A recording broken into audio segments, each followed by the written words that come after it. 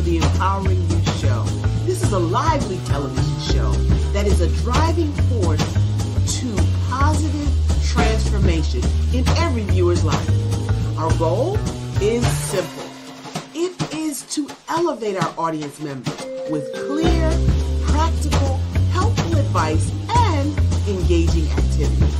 We're here dedicated to sparking a journey of self-growth and empowerment, making sure each episode is a step toward professional and personal achievement.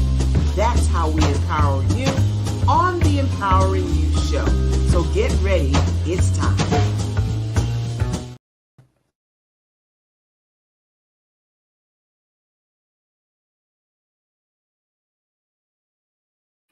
Helps if you unmute the mic. Hey, everybody, it's the first Thursday of the month. We are grateful to be here with you on the Empowering You Show. So why do we do the Empowering You Show?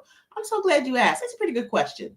We do the Empowering You Show to showcase business owners and businesses that might not otherwise get a chance to get media exposure. And today is no different. We have a phenomenal guest for you. But before we bring our guest, let me bring you up the sensational, sexy, smooth, sassy, and smart Shawnee Smith. You are always so good for the ego. I am so happy to be here this Thursday, this first Thursday of the 6th month. 6th month already. Can you believe it? What happened in those last 5 months? Where did they go? I don't know where they went, but a lot of stuff went on in those 6 months. And so I'm wondering what business owners are doing right now to finish strong for the second half of the year. You got some stuff coming up, Shawnee? Oh, we have some stuff coming up. But I want you to check your email right now, ladies. Did you get an exclusive invite to the 4th annual Sisters Inspire Sisters to Advance retreat held in Norfolk, Virginia? Check your email. Did you get an invite? Because you need to be in the room. Oh my Not God. to worry if you didn't get one, though. Not to worry if you didn't get one. What's going to happen if they didn't get one? Because you can email me or go straight to barbarahsmith.com and take a look and see if you belong in this room. I'm going to tell you the answer is yes.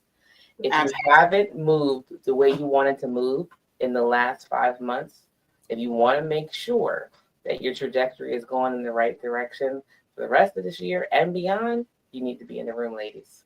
That's correct. And even if you are a male person, you know somebody, you have somebody in your life that wants to elevate their life or their business, this is the place to be. Go to barbarahsmith.com, and the first thing you get to see is the event details for Sisters Inspire Sisters to Advance. Okay. Having said all that, let me introduce to you someone I recently met. He hails from Danville, Virginia, where the Danville Riverwalk Trail is. It's a popular recreation spot on the Dan River. He's a profound mathematician. He has a passion for math, not one that I have, but that has driven his long and successful teaching career. His enthusiasm for numbers began in Virginia and has since inspired countless students. Thanks to his engaging and skillful teaching methods, which I got a chance to witness. He excels in making math enjoyable. You need him. And accessible. He helps students understand complex concepts with ease. As an author, he aims to extend his love for learning beyond the classroom. Through his writings, he seeks to illuminate the magic of math to students, parents, teachers, encouraging a deeper appreciation and understanding of the subject of mathematics. Help me bring to the show the one, the only, Barry R. Beck Jr. For sure. Good afternoon, everyone. Just thank you for that wonderful, magnificent introduction, man. I'm at all right now. So thank you. I appreciate you, boy.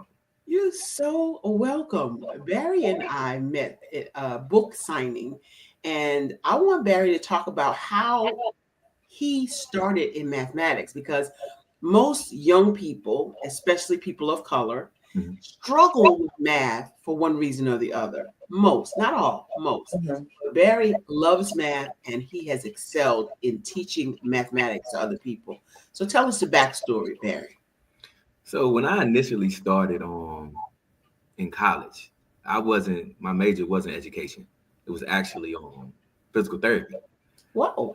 But I played football, so they was like, you can't do your practicum hours in physical therapy and play football at the same time. I was like, oh man. So okay, I had to pivot right fast.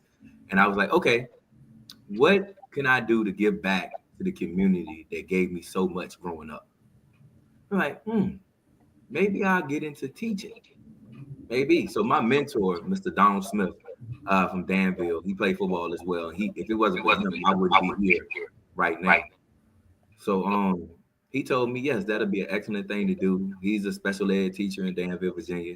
And that's how I jumped into teaching. I started teaching first grade, and I noticed when I was teaching first grade that I was doing everything lecture style, just standing in front of the board and just doing numbers with the kids.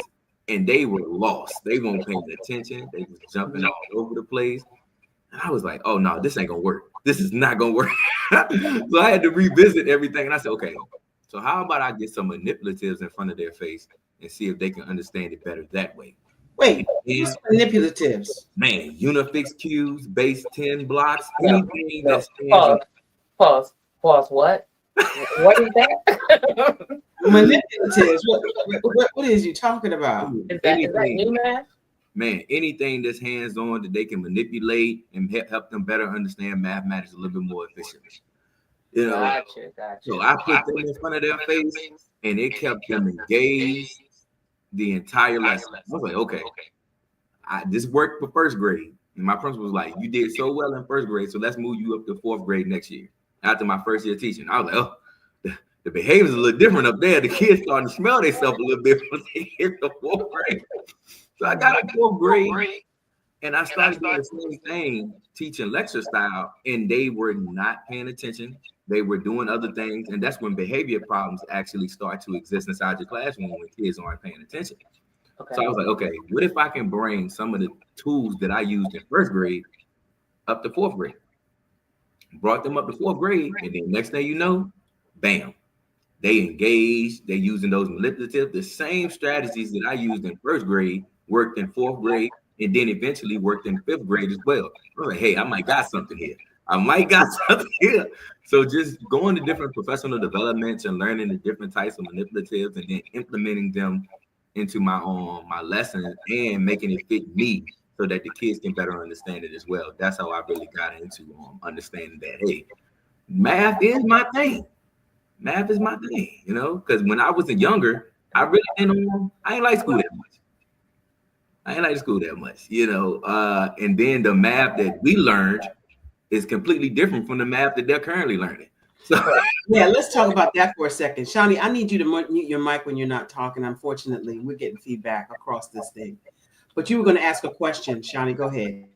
So I was going to ask a question. My daughter is actually in Montessori school, and I noticed it sounds like a lot like what you're talking about, because when they can make that connection between something they can physically touch and a concept, it goes better. But can we talk about for a second the absence of Black male teachers and how critical that would be for you to teach in elementary school when many of them may be missing that male figure and actually need that authority in the classroom, for a good foundation? Yes, definitely. When I was in elementary school, I didn't see any Black males. I didn't get my first Black male teacher until high school. I understand why a lot of men that go into college don't want to jump into education because it's not a high paying field. But you don't do it for the money. You do it to give back to the community and to make sure that you impact the next kid because you're more relatable. A lot of the school systems, the Title I school systems, the boys they have absent fathers. So they're egging, they want that authoritative person inside their life, and just talking to them, being able to relate to them, understanding that I feel where you come from. I understand it, I get, that you don't have, your father's not there and you're struggling and you having anger issues and you don't know how to harness your anger in this environment because no one's teaching you that. But then once you become an adult, they want you to know how to problem conflict, and just understand that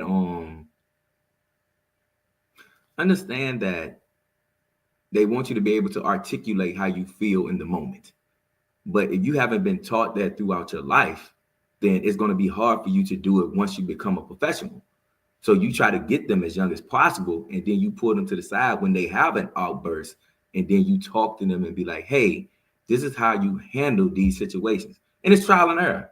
It's trial and error. They're not going to get it the first time. It's going to be constant feedback that you have to give to these students, but they're getting it instead of just letting them get away with certain things. And then they just got to find out the hard way once they get older.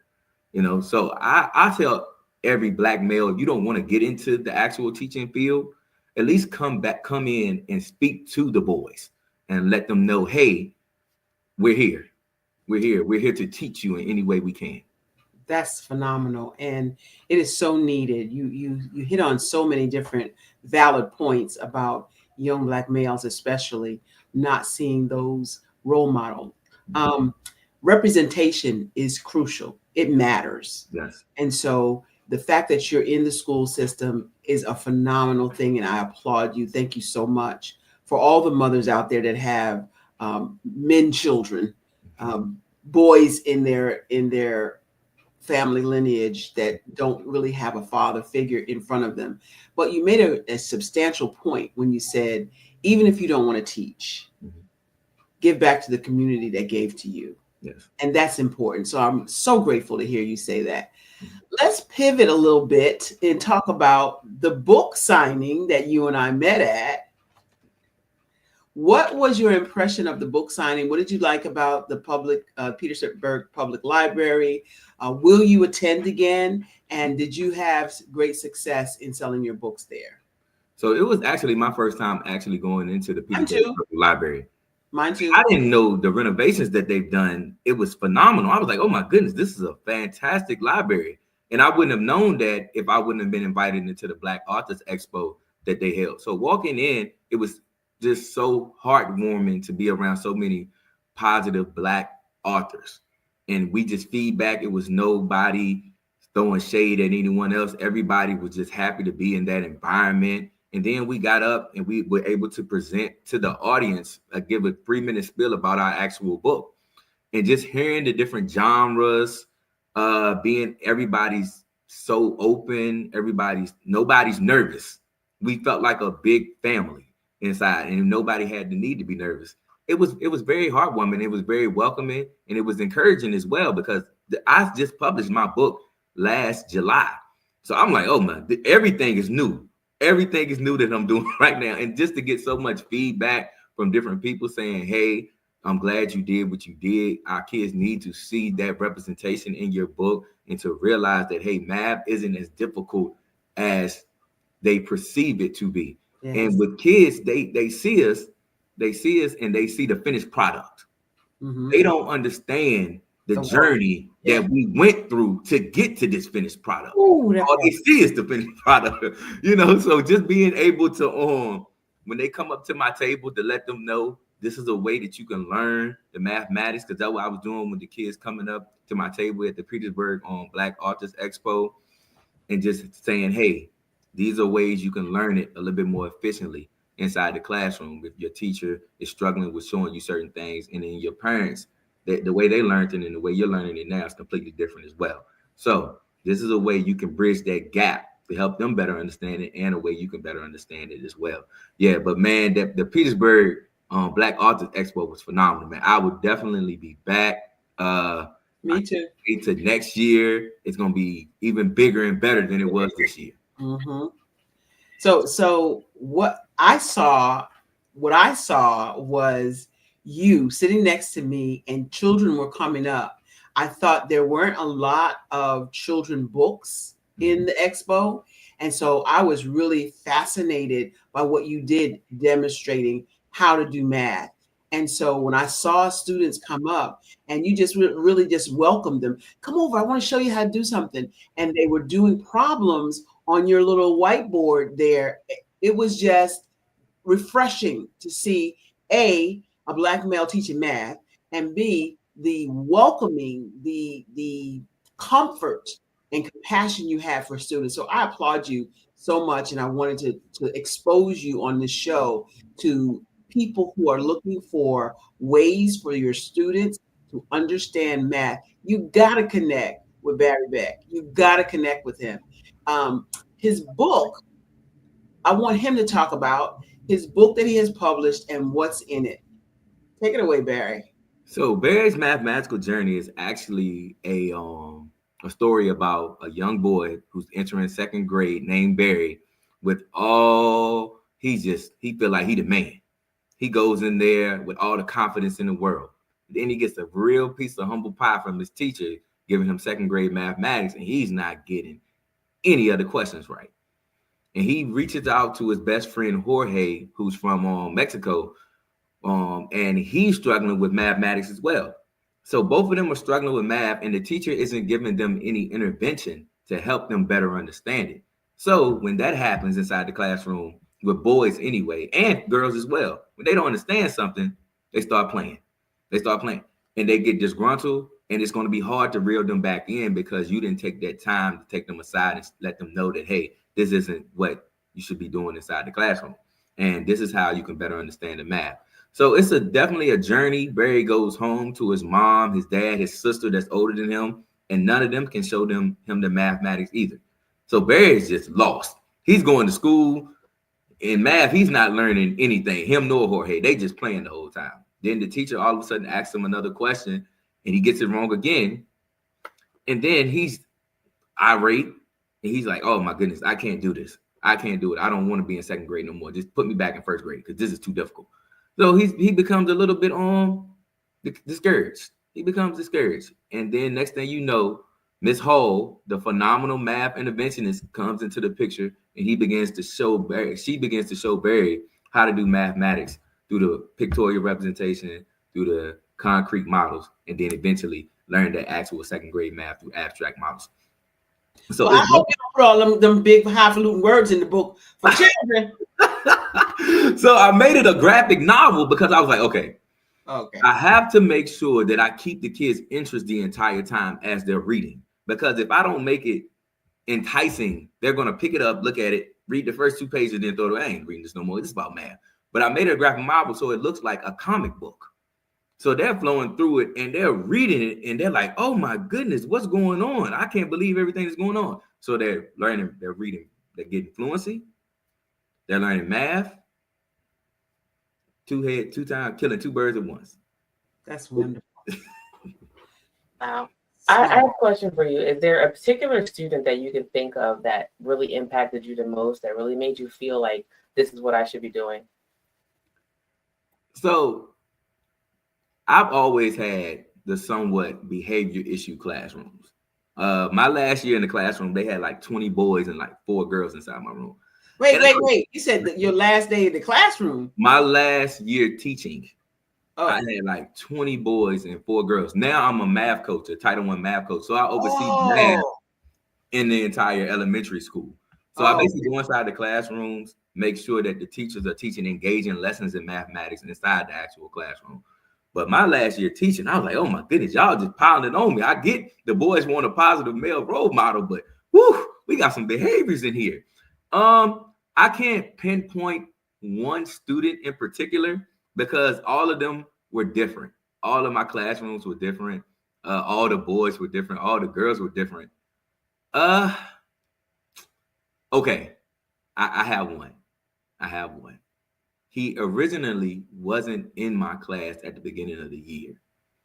He was in another 5th grade class, but he was so irate and his mom had him on medicine, but he wouldn't take it when he was in school. So when he went on medicine, he's just running all over the classroom. We couldn't sit still, anything. So the principal was like, all right, Mr. Beck, we need you to get this kid. He's a transfer, so we didn't know he was going to behave like this. He wasn't here last year. Can we put him in your room a month into the year. I was like, okay, that's fine. He comes into my room. He still wouldn't take his medicine like the first couple of weeks. And I was like, okay, you ain't gonna be doing this. You ain't about to mess up what I got going on in this classroom right now. So I pulled him to the side one day when they were going to gym, and I asked him, I said, why don't you take your medicine? He said, well, Mr. Beck, when I take my medicine, I can't eat. I lose my appetite. So I would rather not take it and eat than take it and not be able to eat. I'm like, oh, well, that makes perfect sense. That makes perfect sense. So I ended up making a deal with them and saying, all right, I will bring you your favorite snack if you take it. And then once you can eat your snack and then you take it, and then boom, it can help you better with your education because you're not learning anything just running around the classroom. So boom, made that deal with him. He was like, all right, Mr. Beck, we good. We got you. And for the rest of the school year, he was the model kid learning mathematics. He actually scored the highest on the actual SOL test in math. But you wouldn't have known that because nobody ever took the time to sit down with this kid and understand why he wouldn't take his medicine. And I was like, it just didn't make sense to me. Mom getting it for you for a reason. But I say all that to say, sometimes it's as easy as a conversation. It's as easy as a conversation with a kid to understand why they're why they're behaving the way they're behaving inside the classroom. It's as simple as a conversation. My mother said that all the time. She's a early childhood education professional. Mm-hmm. And she said that all the time. Kids that act out, they're just seeking attention and they just need somebody to talk to them and understand them. That's it. Mm-hmm. That is so good. That's a great story. You gotta coin some of this stuff. I know you have to be cognizant of FERPA, but you got to coin some of this stuff and put it down so other people can understand what is needed in the classroom with these students. Shawnee, what you got?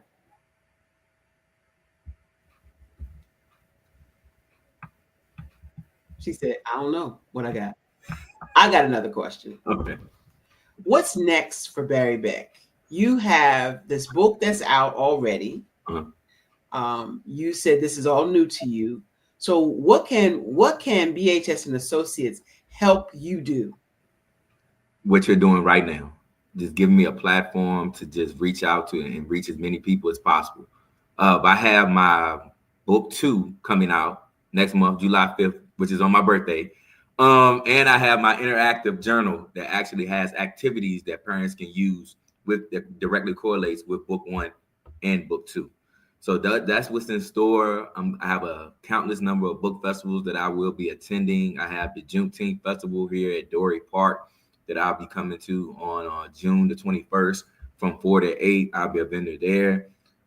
So yes, just getting out to as many places as possible, exposing as many kids as possible because a lot of kids have difficulties with mathematics, even adults as well.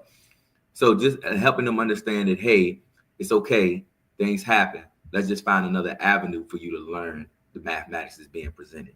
And that's the biggest thing, just showing that perseverance that they need in order to succeed in life because it's transferable. If you give up on this one thing, who does it say when you try another thing, you're going to give up as well? I need you to be able to persevere through this thing. And even if you don't become a mathematician, at least this is something that you didn't give up on and you kept going throughout that journey. That's facts. And the fact that you need math your whole life, okay? Mm-hmm. It may not be trigonometry, but you definitely need math your whole life. You need to know how to add and subtract. You need to know how to multiply and divide. You have a website that we can go to? Yes, you can go to www.mathmagicaljourney.com. Also, wait a minute. People can't even spell mathematics. Math Magical. I spelled it www.mathemagicaljourney journey.com. Mathmagicaljourney.com. Let me put on my coaching hat real quick for you. Mm-hmm. You will have to come up with another domain name. Okay. Mathematical. What is it? Mathmagical journey. So all it is my book. Except for Barry. I'm trying to get the acronym. MMJ. MMJ.com. .com. I gotta change it. You gotta find it. No, leave the one you have. Yeah, I got you. Leave the one you have. Okay. Find a combo. Okay. that's easy for people to remember, because you want to be able to tell them mmj.com or barrywbeck.com. Got you. Okay. Because we can spell Barry. Yeah. We can spell Beck. Yeah. Put the letter in the middle and you got a .com. It's too long. I got you. When I initially started, no, it's not that it's too long.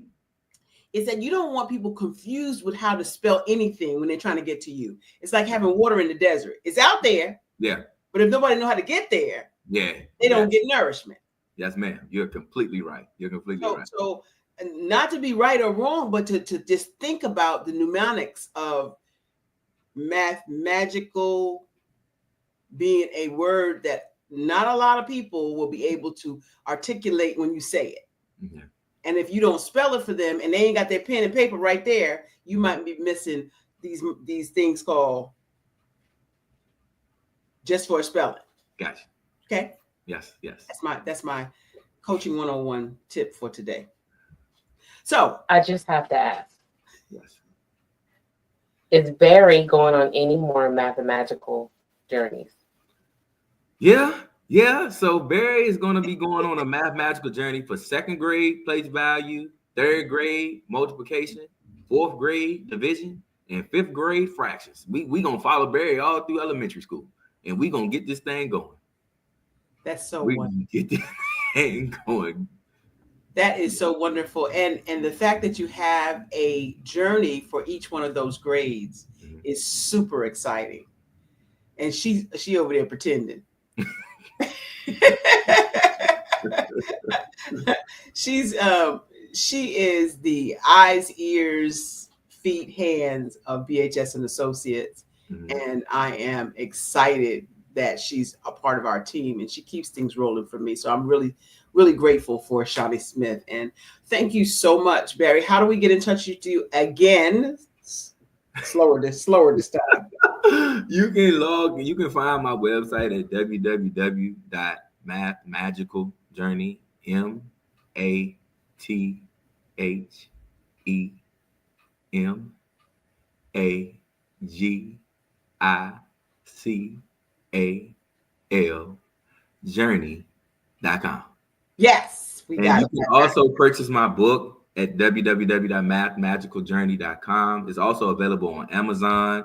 Awesome. So yes, any of those major website, Walmart, you can get it at Walmart, you can get it at Target, anything on the online, you can purchase it. We don't shop at Target. Sorry, I'm just saying. Disregard Target. Well, we are so grateful for your presence. We're so grateful for what you're doing in the community. It is needed and necessary. And again, representation matters. And so we're so happy that you're in this space so that you can help us, all of us, with mathematics, as well as the children, especially the children. And so I have some other ideas for you to get more exposure, and we'll talk about those offline. This is your last outtake of what do you want to tell young people out there before we end the show? What would be one nugget you want to drop for them? Just start. If you have an idea in mind, just start. Don't have to worry about how it's going to look and what it's going to be like. Just get started. Because Barry's mathematical journey started with just an idea and me just sitting down and I just started writing. And now it turned into this. I had no idea it was going to look like this, but God is just working. God is just working and he's flowing through me. So again, just start. If I can give anybody any advice, just get started and then figure things out as you go. Things seem to fall into place if you just start. Yes. Martin Luther King said it best. You don't have to see the whole staircase. Just take the first step. Right? With that, I know what time it is. You know what time it is. It's time for you to step into your greatness. Thank you so much, Barry Beck, for being here. Thank you so much, Shawnee Smith, for always holding it down. And Mark Lee behind the scenes. We thank you so much. That is our show for today. Make sure you keep up with Barry Beck. Go to mathmagicaljourney.com and get that book because it's going to help somebody in your family, and maybe you. Thank you. That's all we have for today.